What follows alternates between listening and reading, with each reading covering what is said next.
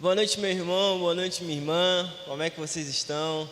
Bom, hoje uma carinha um pouquinho diferente que está aqui, né? Todo mundo sabe que o nosso pastorzão está tirando um tempo aí de descanso para cuidar da família e me deixou a missão de continuar, né, esse nosso conteúdo da classe de catecúmenos. Eu preciso dizer que eu estou muito empolgado com a aula de hoje, é um tema que eu gosto muito. Hoje a gente vai falar do Espírito Santo, o Espírito Santo Consolador, o Espírito Santo que nos dá força, o Espírito Santo que nos molda, que nos renova, que nos trata, que nos cura, enfim. Quem é essa pessoa? Quem é o Espírito Santo? Né? O que ele faz? Qual é a função dele? Por que a gente tem que falar sobre ele? Por que você precisa aprender e se relacionar com o Espírito Santo de Deus? Bom, acho que esse é um tema pouco falado, né? No âmbito geral da nossa igreja, né? Acho que a gente parece que tem um pouquinho de medo de falar sobre o Espírito Santo.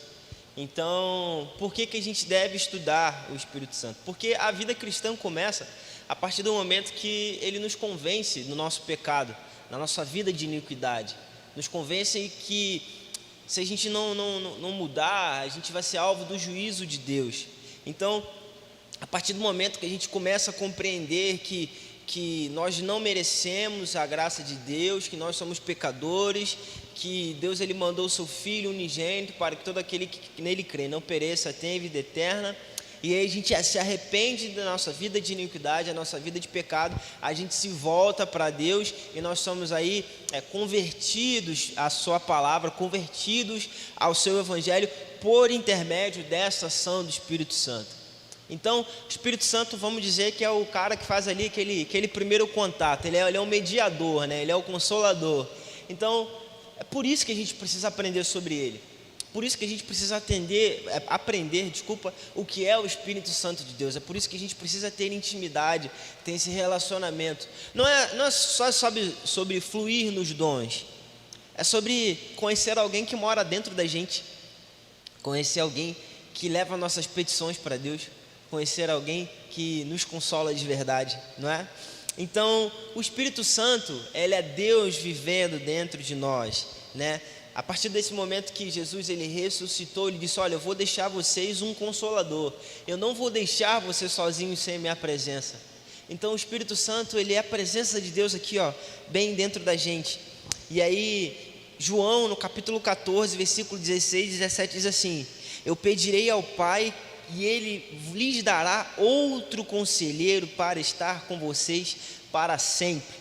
E ele diz mais: olha, o Espírito da verdade, o mundo não pode recebê-lo, porque não o vê e nem o conhece, mas vocês conhecem, porque ele vive em vocês e estará em vocês.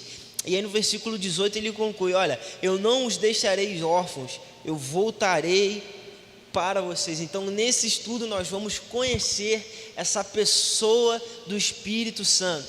Vocês estão prontos? Eu estou bastante animado para essa aula. Então vamos lá, quem é o Espírito Santo? Será que ele tem emoções? Será que ele pensa? Será que ele sente? Será que ele consegue entender o nosso momento, aquilo que nós estamos vivendo, aquela coisa? Então, olha, eu preciso te dizer 3 coisas antes de eu falar mais drasticamente, mais profundamente, melhor dizendo, sobre o Espírito Santo. O Espírito Santo ele tem intelecto. Está lá em 1 Coríntios 2,11, diz assim: pois quem dentre os homens conhece as coisas do homem, a não ser o Espírito do homem que nele está, ou seja, o Espírito de Deus. Da mesma forma que ninguém conhece as coisas de Deus, a não ser pelo Espírito de Deus, ou seja, o Espírito Santo ele age no nosso intelecto, na nossa mente. Sabe aquelas pessoas que, eu recebi o Espírito Santo, eu fiquei muito doido, muito eufórico, eu perdi a consciência, eu não sei o que eu estou falando, o que eu estou fazendo, por que eu estou falando, por que eu estou fazendo. Irmãos, olha, eu digo para você que à luz das Escrituras, isso definitivamente não é uma verdade. Porque o Espírito Santo ele age sim no nosso intelecto. E aí o Espírito Santo ele também tem sentimentos.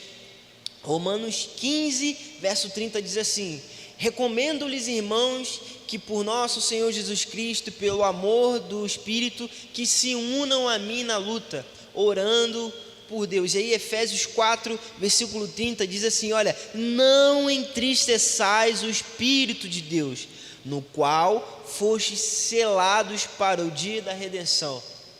Olha só que legal, o Espírito Santo, assim como Deus, ele se entristece, ele se alegra, ele se regozija, palavra bem difícil, né? Ele se comove, ele sente as nossas dores, é por isso que ele é o nosso Consolador.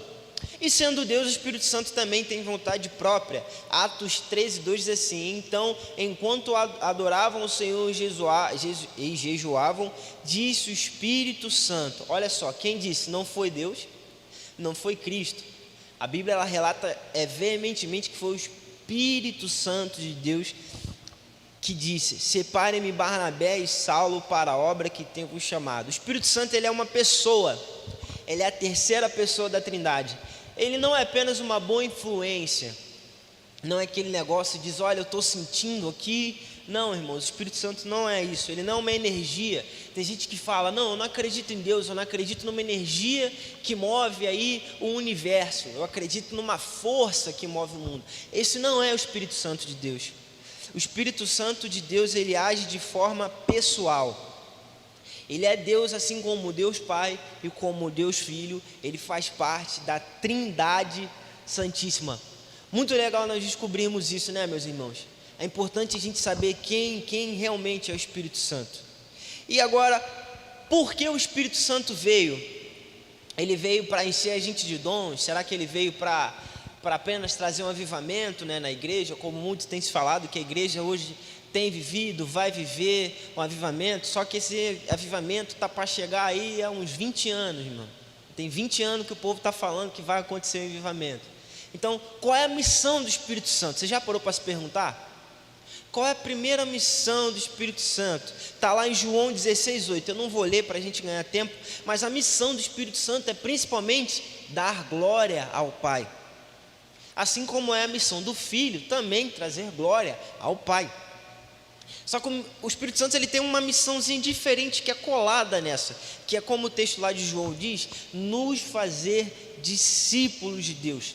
Segunda coisa, a segunda missão do Espírito Santo, o segundo propósito pelo qual ele veio é para nos fazer nascer de novo.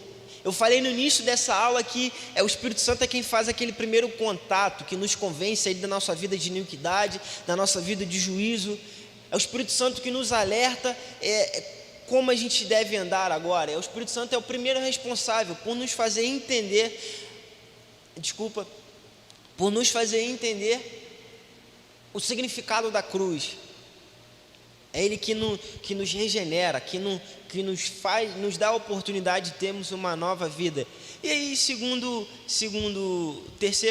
terceira missão do Espírito Santo está lá em Tito. Eu já acabei adiantando aqui. Está lá em Tito. Cadê? Tito capítulo 3, no versículo 5, diz assim: e não por obras da justiça praticadas por nós, mas segundo a sua misericórdia, Ele nos salvou mediante ao lavar regenerador e renovador do Espírito Santo. Olha que legal, meus irmãos. O Espírito Santo ele é a pessoa de Deus, ele é a pessoa da Trindade responsável por nos renovar, por nos lavar, por nos santificar. A gente vai falar sobre esse processo de santificação daqui a pouquinho. Eu creio que pouca gente para pensar nisso, qual é a verdadeira missão do Espírito Santo.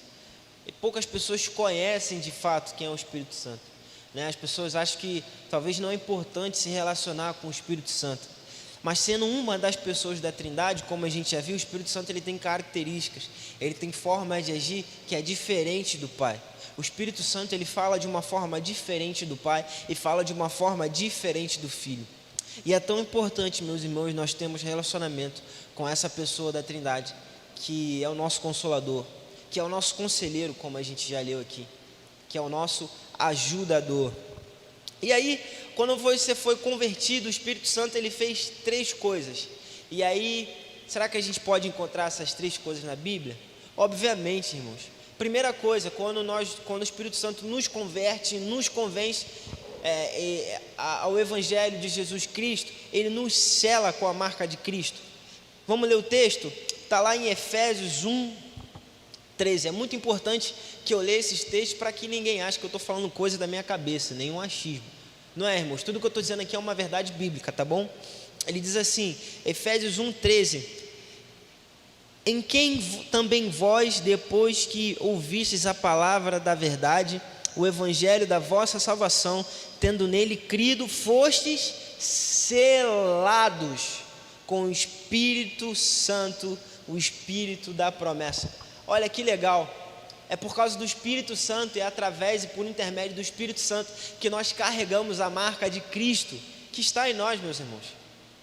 Você já parou para pensar nisso? Que é o Espírito Santo que coloca a marca da cruz aí no seu peito, no seu coração. Segundo lugar, está lá em 1 Coríntios 3,16. Vamos ler o texto bíblico de novo. 3,16, 1 Coríntios 3,16 diz assim: não sabeis vós que sois santuário de Deus e que o Espírito de Deus habita em vós? Olha só, meus irmãos, que lindo. O Espírito Santo, ele não é só nosso consolador, ele não veio só para glorificar o Pai, ele não só nos impulsiona a nascer de novo, ele não só nos dá a marca de Cristo, mas ele também nos faz a habitação de Deus. Ele nos faz morada do Senhor. E aí, quando ele faz morada, ele também nos santifica e nos justifica pela fé em Cristo Jesus. Esse texto está lá em 1 Coríntios 6, no verso 11, diz assim, ó: tais fostes algum de vós, mas vós vos levastes, mas fostes santificados, mas fostes justificados em nome do Senhor Jesus, em Cristo, e no Espírito Santo do nosso Deus. Olha só, ele nos justifica e ele também nos consola. Eu já li esse texto, mas eu vou ler de novo. Está lá em João, capítulo 14,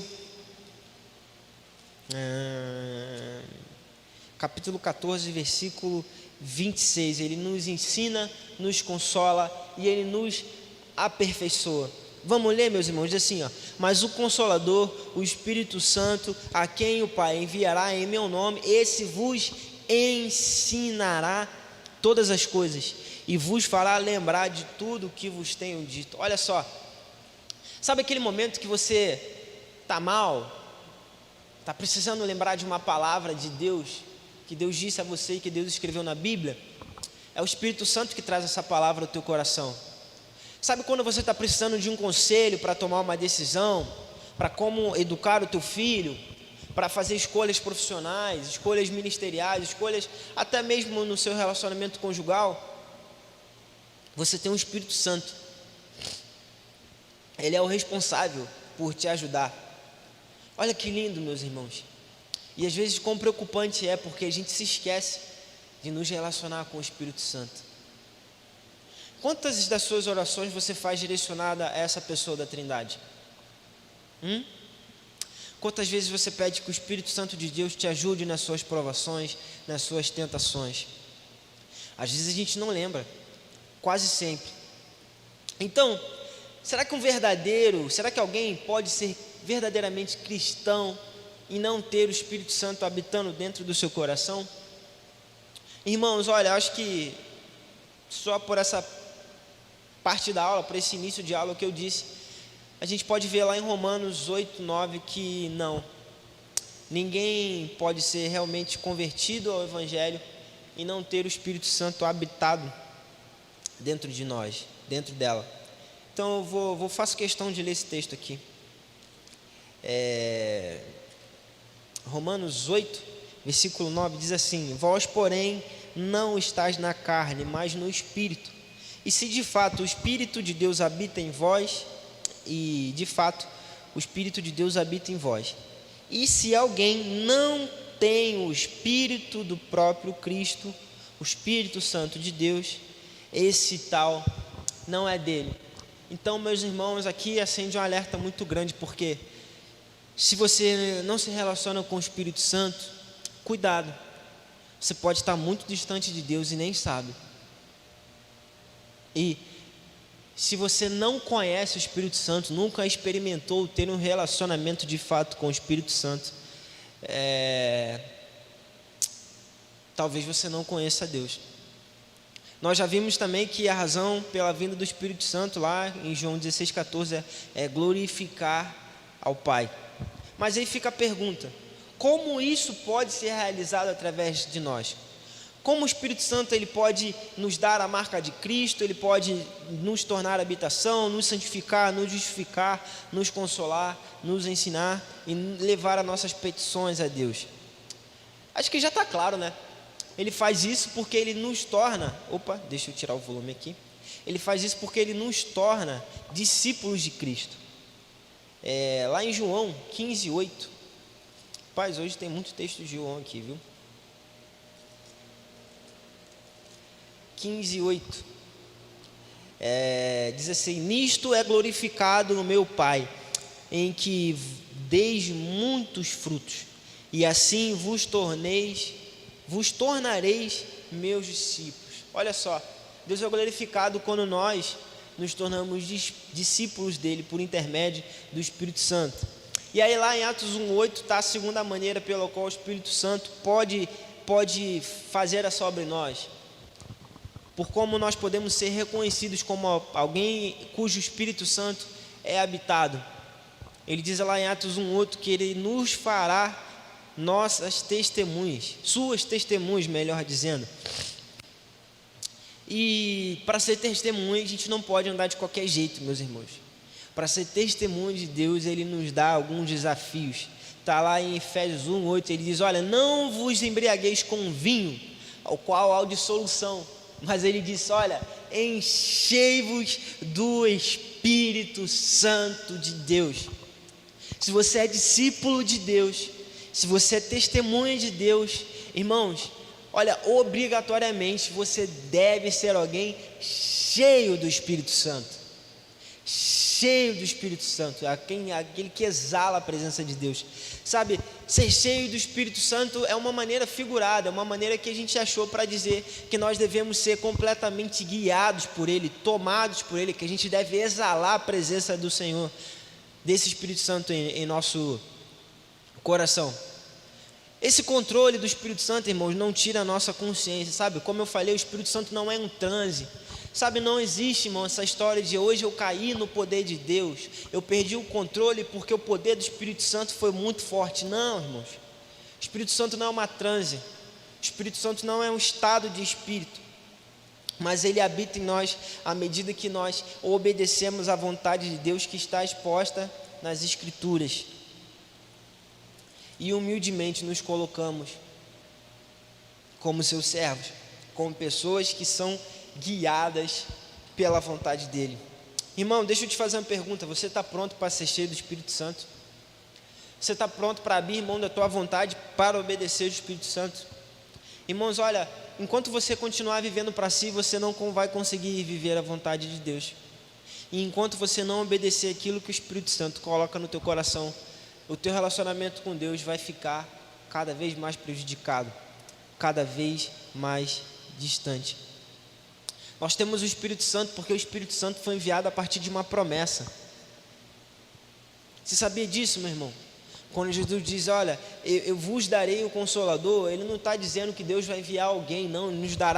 Ele nos deu uma promessa de que alguém iria habitar em nós, de que alguém iria nos ajudar, de que alguém iria nos fazer cada vez mais cheios da presença de Deus, né? O Espírito Santo, ele, entre outras coisas, fala, ensina, ele testemunha, ele busca se relacionar conosco. Olha só, irmãos, lá em 1 Coríntios, capítulo 2, para você ver como o Espírito Santo ele busca se relacionar conosco, né? 1 Coríntios capítulo 2, dos versos 10 e 11. Mas Deus nulo revelou pelo Espírito, porque o Espírito a todas as coisas prescruta, até mesmo as profundezas de Deus. Porque qual dos homens sabe coisas do homem, senão o próprio Espírito que nele está? Assim também as coisas de Deus ninguém conhece, senão o próprio Espírito de Deus. O Espírito Santo, ele nos faz buscar o conhecimento. Ele intercede por nós. Sabe, você pode estar afligido, irmão, mas o Espírito Santo vai estar lá. Você pode estar com raiva, com ódio, mas o Espírito Santo vai estar lá. E nos momentos onde você busca mais de Deus, é o Espírito Santo que faz te dar intimidade. Portanto, o Espírito Santo é Ele e não Ele. Ele com E maiúsculo, porque Ele é Deus, Ele deve ser obedecido, Ele deve ser amado e Ele deve ser adorado juntamente com o Pai e com o Filho. O Espírito Santo, Ele nos ilumina e Ele nos regenera, Ele nos dá certeza e Ele também nos dá dons para o ministério. Lá em 1 Coríntios 12, de 4 a 11, ora, os dons são diversos, mas o Espírito é o mesmo, e também há diversidade nos serviços, mas o Senhor é o mesmo. Há diversidade nas realizações, mas o mesmo Deus é quem opera tudo em todos. A manifestação do Espírito é concedida a cada um, visando a um fim proveitoso, porque a um é dada mediante o Espírito a palavra de sabedoria, a outro segundo o mesmo Espírito palavra de conhecimento, a outro no mesmo Espírito a fé, e a outro no mesmo Espírito dons de curar, a outro operação de milagres, a outro profecia e outro discernimento de espíritos, a um variedade de línguas e a outro capacidade de interpretá-las, mas um só e o mesmo Espírito realiza todas essas coisas, distribuindo-as como lhe apraz, cada um individualmente. E aqui a gente chega na parte que eu considero mais legal dessa aula, que é sobre dons. Às vezes as pessoas dizem: Israel, como é que eu posso ajudar na obra? Sabe, eu não canto, eu não toco, eu não prego. Irmão, olha, a gente acabou de ver que existem muitos dons, existem muitas maneiras do Espírito Santo usar você. Você pode ter palavra de conhecimento. O Espírito Santo, ele pode te usar para curar, ele pode te fazer um homem, uma mulher de oração. E aí, irmãos, muita coisa. Ele te dá palavra de sabedoria, palavra de conhecimento, ele aumenta a sua fé, dons de curar. Enfim, irmãos, não há desculpas. Não há quem não tenha um dom. Não há quem o Espírito Santo habite, que ele não possa usar de alguma maneira. Talvez você não tenha um chamado para ser pastor como eu tenho. Talvez você não tenha um chamado para tocar aqui no Ministério de Louvor. E realmente, muita gente não tem esse chamado. Mas talvez o Espírito Santo tenha para você um ministério de visitação. Sabe, quantos irmãos nossos estão precisando de uma visita nesse tempo de pandemia? Talvez o Espírito Santo te use para falar na vida de pessoas como ele não me usa, como ele não usa o pastor. E aí, meu irmão, quanto tempo mais você vai ficar parado apenas dizendo que você não sabe tocar, não sabe pregar, que você não sabe falar com o microfone, que você tem medo de falar em público? Ei, os dons do Espírito Santo estão aí, e ele está distribuindo conforme ele quer, conforme ele julga necessário, conforme você se apresenta como alguém que quer ser usado por ele na vida da igreja. Irmãos, Deus não vai usar, o Espírito Santo não vai usar quem está parado, quem está aqui, de braço cruzado, dizer: ei Deus, me usa aí. Não, meus irmãos, de maneira nenhuma. E aí a gente vai falar um pouquinho sobre Atos 1:8, que foi quando os discípulos foram cheios do Espírito. Vamos ler esse texto?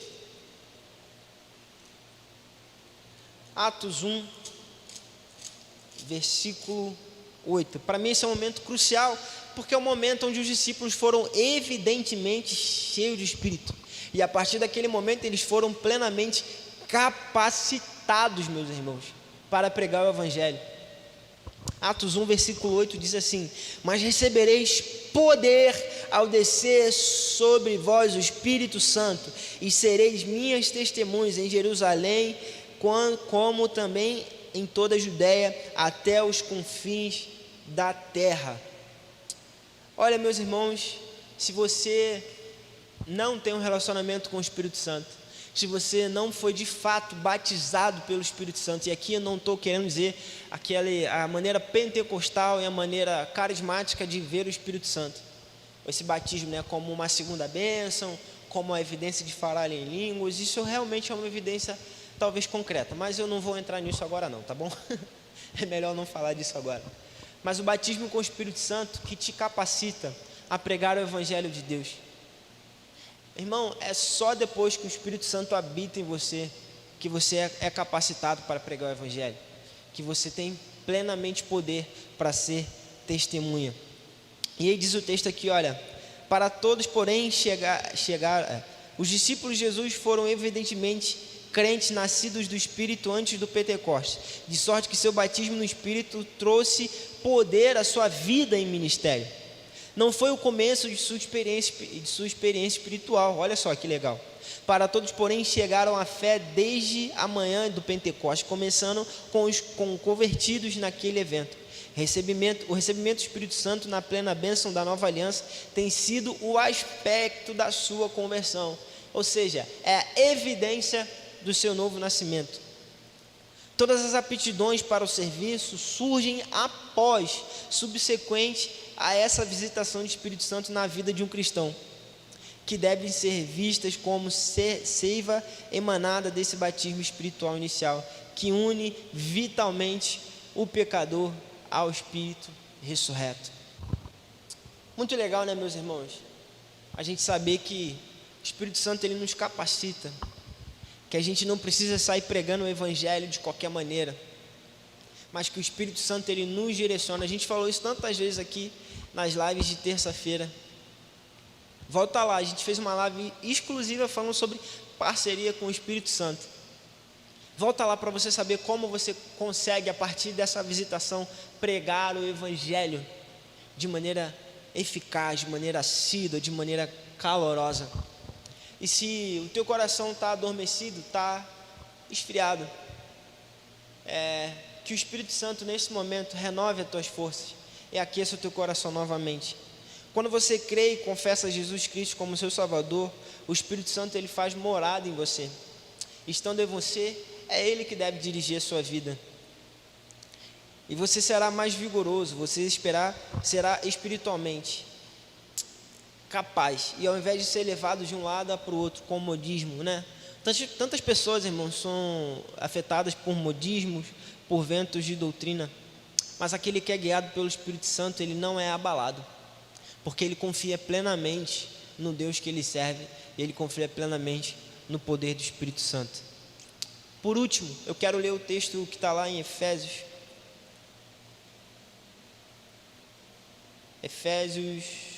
capítulo 4, versículo 14 e 15, diz assim. E aí o texto fala sobre o serviço, né, sobre a graça que foi concedida a cada um. Eu vou ler o texto todo, diz assim, a partir do versículo 7.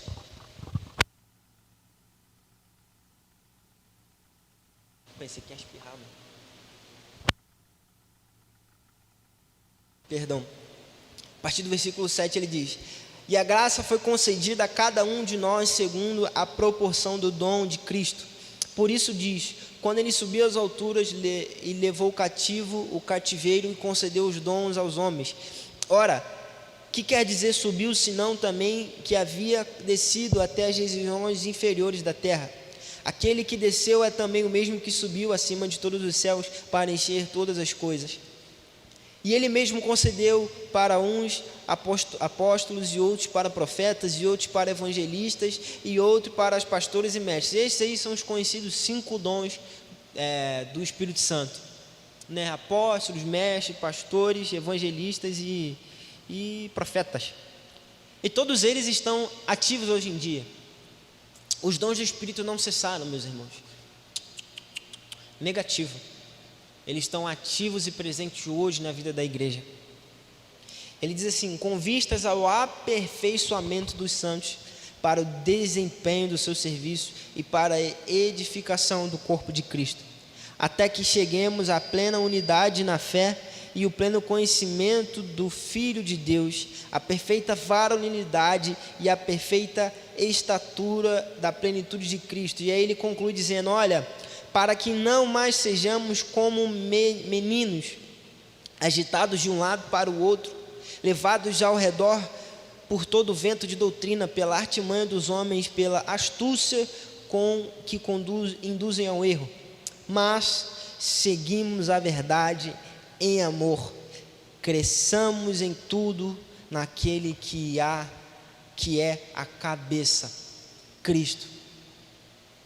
Olha, irmão, eu espero que você tenha sido profundamente impactado por essa aula de hoje, e que você termine essa aula compenetrado e compungido a conhecer mais sobre o Espírito Santo, a entender mais como essa pessoa da Trindade funciona, a entender como ele pode te usar hoje, porque nem olhos viram, nem ouvidos ouviram, nem ainda penetrou a mente humana aquilo que o Senhor tem preparado por nós, e Ele vai fazer isso através do seu Santo Espírito. Fique com Deus e até a próxima. Abração.